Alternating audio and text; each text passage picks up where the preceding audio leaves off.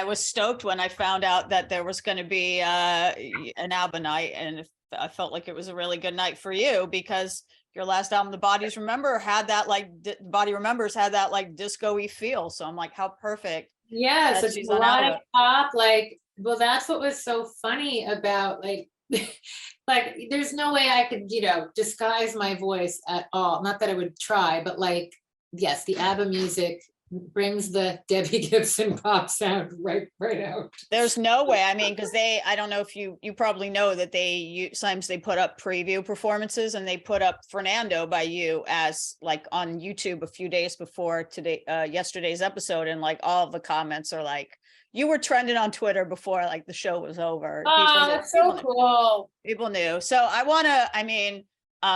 haven't talked to you since I guess I haven't talked to you since the Grammy Museum. I know. And I'm so sorry to hear about your mother. I wrote about it at the time, when she passed, and she was at the Grammy Museum that night, I believe. No, she wasn't there, but we talked about her a lot. We did talk about her. Okay.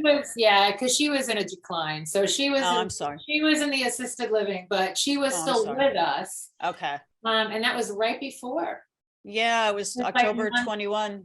Yeah, and 3 months later. So my condolences. Thank you so much. The reason, besides just wanting to give you my condolences, that I'm bringing it up is because you mentioned her on the show last night, and how you almost kind of feel like maybe she put this into the universe for you. So I'd love you to talk about how this all came together, and how maybe it was, even though it was so last minute, maybe it was all meant to be.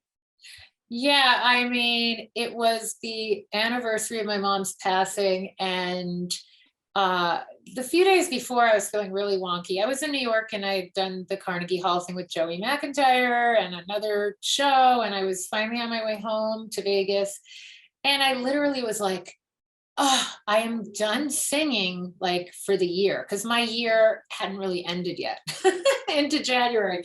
And I was like, wow, okay, I can like really let my hair. Now, my let my hair down is like, I'm going to eat pizza in the airport on the way home, which you wouldn't be eating pizza the day before you're singing on national TV.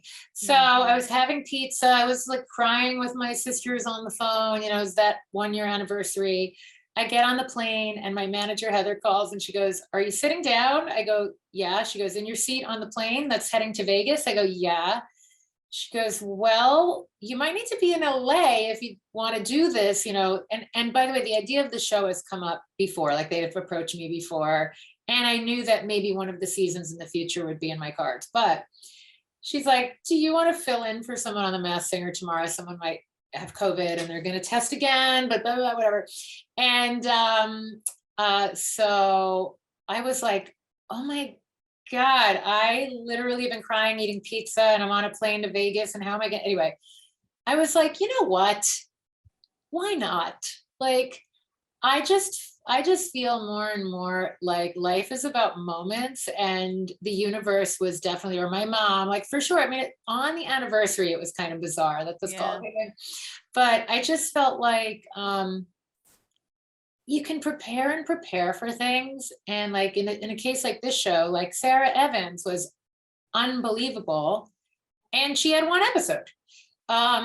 They're not using that ding dong bell the way they should. They should have used it on you or her. Right. And you saw them kind of wanting to anyway. So I have my theories on that, but I do think that for me, like I was having a little chat with the universe after I did the one performance. I was like, all right, it'd be fun to stay and do more. However, if this was going to be my best, and this is my story, and it's just time to tell my story, I'm fine with it being a one and done.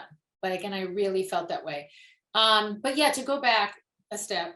So I land in Vegas, and Heather, my manager, goes, okay, are you ready to shake a tail feather? Because we knew it might be something bird related, the costume, because they were trying to work with pieces that they had.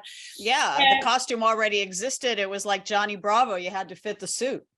Kind of. I mean, it wasn't the exact. So I won't tell you what the exact one was, because they might end up using that again. But the bird head was definitely in the picture. So I went home, I unpacked, I repacked, and the driver who picked me up from the airport said, I'll drive you to LA. I said, okay, great, because I don't want to go back on that tram and back through TSA. So let's do that. So I got into LA like 10 at night, and somewhere in the between the car ride and my night sleep, there was a night owl, there was Fernando. We picked the key. It was like so insane. I gotta ask, and I'm sure you've been asked this for all of your post Masked Singer interviews that you're doing. Who were you filling in for? Is it someone I who had is? no idea. Oh, you don't know. I wonder if it was someone who, eventually is going to be on the show, like, once they've been cleared or whatever. I would imagine. And And they can't be the owl now. They gotta be something else. right. And whether it's this season or another season, because that would throw the number of people off, maybe it'll be right. So, but they were not going to be an owl at all. It was something, again, it was different. It was different. They worked with like a bird type mask for me, but the head, but everything else changed. But I have no idea, but I did think, okay, they really like had to get a singer on this episode to be a worthy opponent for Medusa at the end. So I was honored that I was that go-to call. And listen, I could pick my vocal apart like nobody's business. I felt like I sounded really crappy in the verse. And then I opened up and I was like, eh.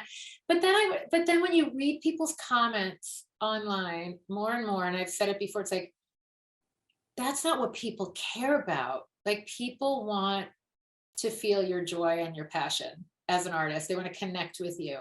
Like, there was so much love. And again, for me, I was like, oh my God, people are going to say I sounded crappy. Like, that's my artist paranoia kicks in.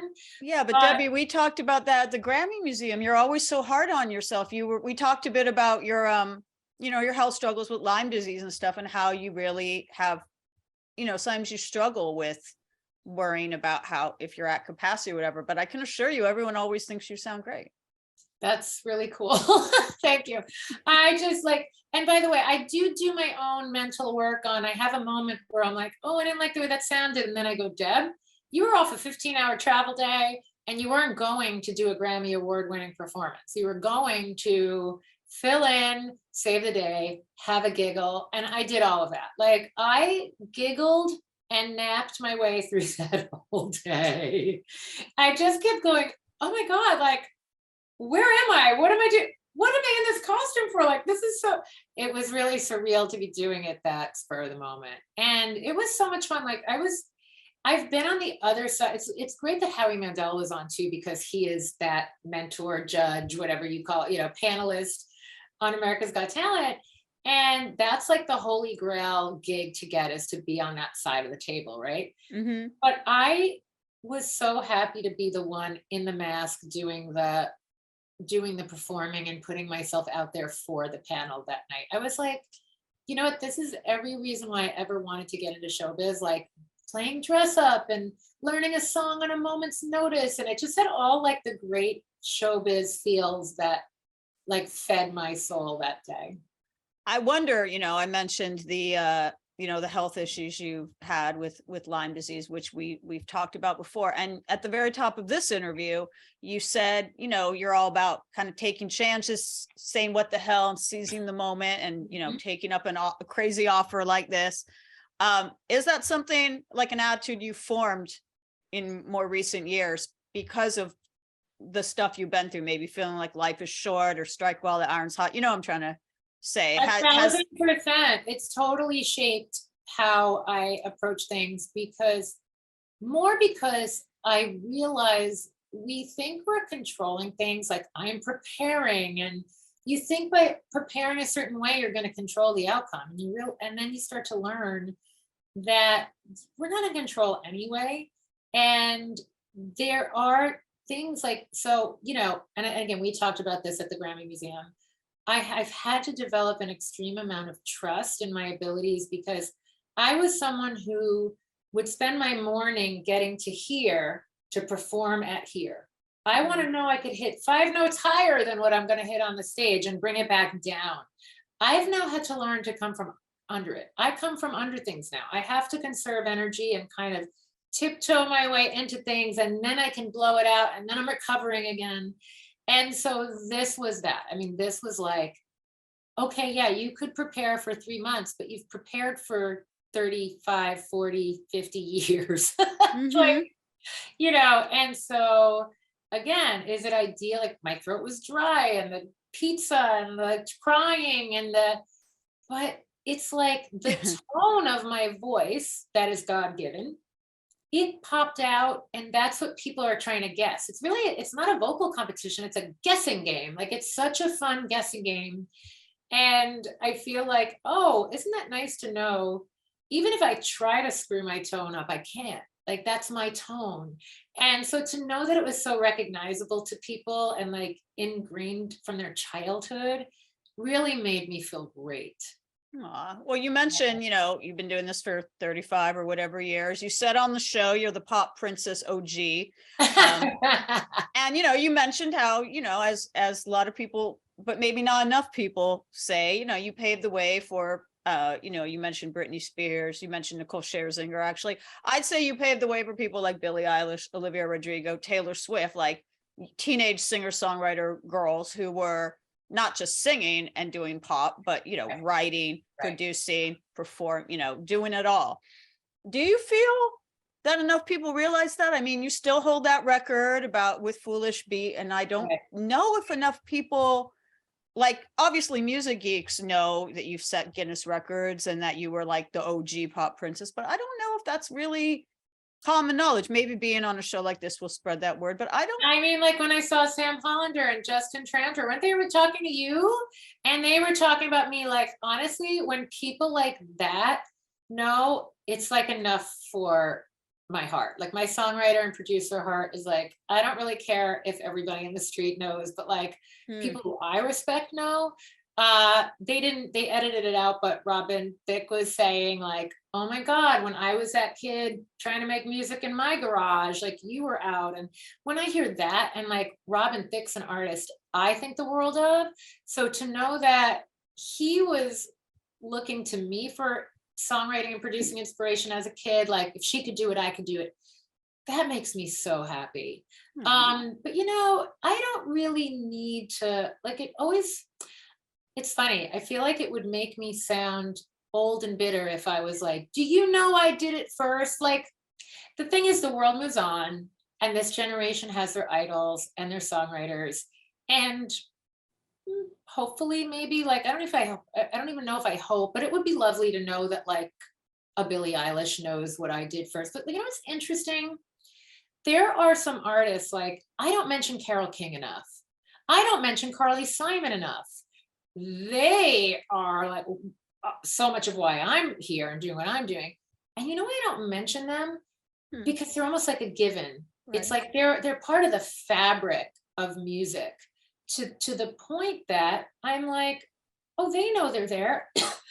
And I know they're there, and everybody knows they're there. And I've started noticing that recently, like, Deb, you should mention those women because they did it first. I mean, I saw like the movie on Helen Reddy. I was like, I didn't know everything Helen Reddy did. I mean, there's so many great women, Rosemary Clooney. I was just on Lance Bass's podcast, and he goes, you're the first female we've had. It's been like a boy band or club.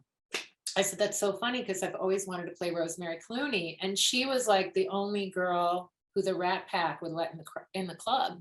Mm-hmm. And I've always been that girl. Like even in school, I was the girlfriend to the boys.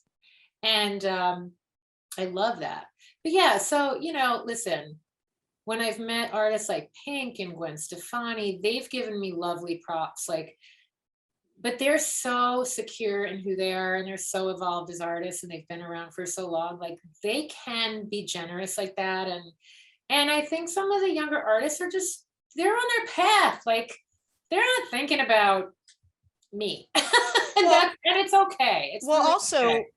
I don't know, maybe I'm not remembering correctly, but I remember when you were on MTV, I mean, they did mention that, you wrote and produced and that you were like this kind of teen prodigy, but I don't think they made a huge deal about it. Now I think they, maybe it's just how the internet didn't exist right now. So people were, this information traveled a little slower. But going back to that time, I don't know if you saw the recap I did for The Masked Singer, but I had, I can't resist a good pun. I started off by saying that the night owl saying there was something in the air that night, and there was the smell of electric youth. I had to do it. Had to do it. So you recently put out The Body Remembers, which you're about to go on tour. You just announced you're going on tour for that.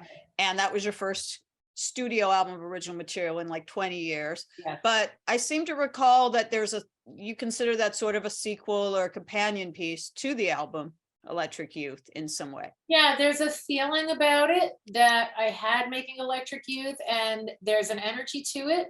There's a pulse to it. There's a statement on where I am in my life, and it's primarily upbeat with a couple of ballads.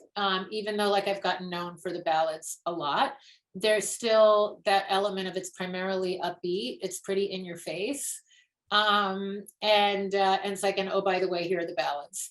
So yeah, there's just, and it just like, even though it wasn't my debut album, it was something that really, I think, solidified my career at the time and just really let people know who I was. And that's what this album feels like for me in this chapter.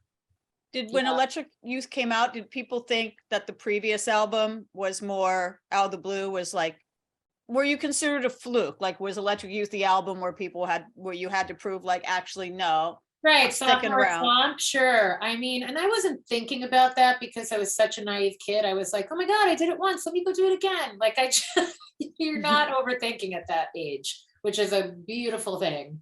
So, but yes. And then more so like the next few albums were when the label started having that panic. And we've talked about that. And, then things got a little convoluted, but I think the expression of Electric Youth was still in that phase where nobody was putting their hands in it. It was so pure. Yeah. And that's what The Body Remembers was. It was me in my house during the pandemic, really like writing and cutting those vocals and working virtually with people. And it was just very pure. And it feels connected to a time and a place. You know what I mean? And my audience. And it was like, listen, I would love it to elevate to the, like Shania's got the big machine behind her right now. And I'm always like, oh, I don't want the strings that are attached to the big machine, but I'd like the elevation, but I've decided it just might take me longer. Like this album for me has legs and I'm not going to stop till I feel like, okay, we've done it. We've done what we can do. We've reached everyone we can reach. I want to take it international. We haven't yet. And that's all coming. We're formulating it all. It's time to have The Body Remembers perfume. It's time to get another fragrance on the market. Yes, and the reissue of the Electric Youth perfume, which we keep trying to get Revlon to do. So hello. Wait, Revlon. It doesn't exist anymore? No. Can you like got on like eBay or whatever, like sealed versions? Yes. It smelled good from what I recall. It was very spicy. It's like fruity and fresh. But we'd like to, my team and I would love to see it completely reissued for the Electric Youth 35th anniversary next year. Ooh, what else do you have planned for the anniversary? I can't believe it's been, I guess I can believe because you've done so much, but it's still 35 years. My God, what do you have planned? We're just starting to figure out, like I'm really wanting to do some international shows. I'd love to do that concert in its entirety in a handful of places. LA better be one of them. LA better be one of them. LA came up. So we're cool. Like our old school promoter friends who did the originals and saying like, hey, let's do this. I think that people are so, as you know, so into that nostalgia and do it and then could do a few encores of some new songs or whatever. But I think like essentially recreating that show would be epic. Oh my God. Yes. What was the dance? The like coming up. Yes. Gotta make that up. Well, before I let you go, again, congratulations. I wish you'd been on The Masked Singer longer, but I did enjoy you getting to do ABBA night. Thank you. But we talked a little bit about your health and you kind of being hard on yourself about how you sound or whatever.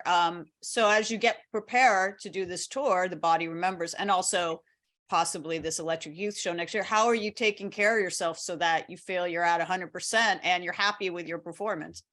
I mean, so I did tour a lot last year and I felt great about where I was and how I sounded. When it was time, I rose to the occasion. I mean, I think for me, it's really about rest. The thing we're doing differently this time is I'm just putting a little more space in between dates. Really simple. Where I might have taken a day off, I'm taking two. Where I might have taken two off, I'm taking three. Where I might have done 3 shows in a row, I'm doing 2. Because I do exert a lot. I'm very engaged. There's no phoning anything in my shows, and so that's the output, that requires a certain kind of recovery. And so yeah, so I just went, okay, let's just try to put a little more space in. I'll either find I like being in a faster flow, or oh, that works. So it's like I'm still experimenting with who I am now, what my energy is doing now, and what's best. But that's basically the plan.